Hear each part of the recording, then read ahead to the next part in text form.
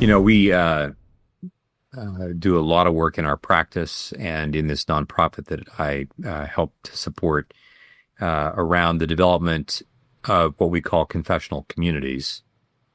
And one of the things that we hear routinely that we began to hear years ago, and it came unsolicited after people have been together in one of these communities for a number of months.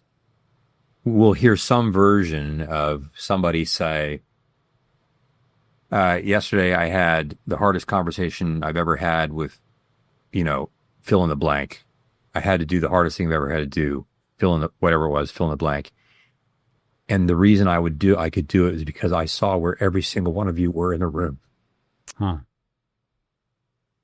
This notion that when we are willing to vulnerably reveal ourselves to others who are doing the same, this is Jesus and Thomas in John 20. This sense of him saying, put your hand right here.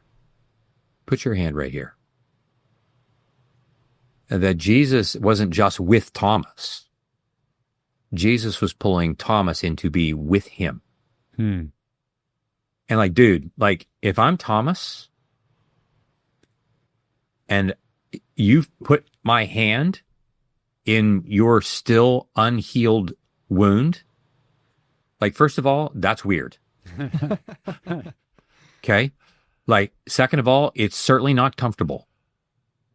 And thirdly, it will be unforgettable. Mm-hmm. He's not just saying, hey, we're eating fish together. He's not just saying, hey, I'm shaking your hand. He's not just giving him a hug.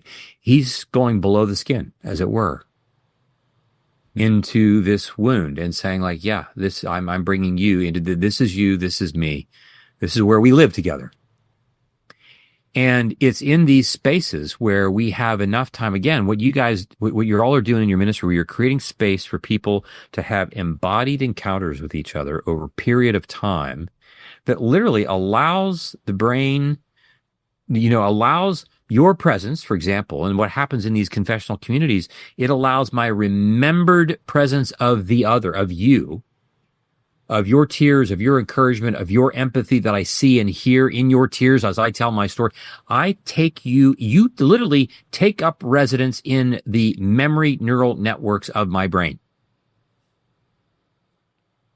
And if we take seriously Paul's language that we are the body of Christ, that's not just metaphor. What this means is that Jesus is literally occupying my brain.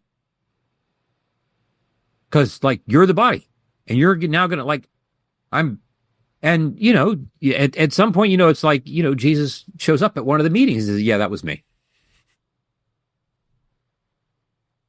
Part of the challenge, I think, in all this is that we have so many ways now, especially in the last, 15 to 20 years, we have so many accessories, not least of which being the supercomputers that we walk around with in our pockets. We have so many ways to distract ourselves from ourselves. Mm-hmm. So, the hits for my addiction, is just always available to me, and it doesn't, and it's not a felony. It's just a swipe of my phone, and I'm just, I'm just checking my calendar. I mean, that's, this is what I'm doing to distract myself.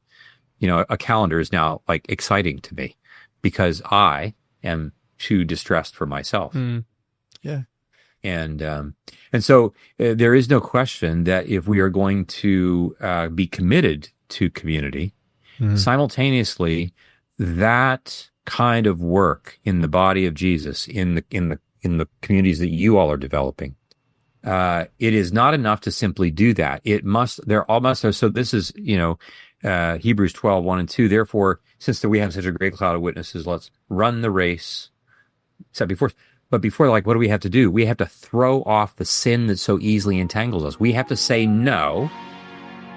We have to restrict our addictive behaviors.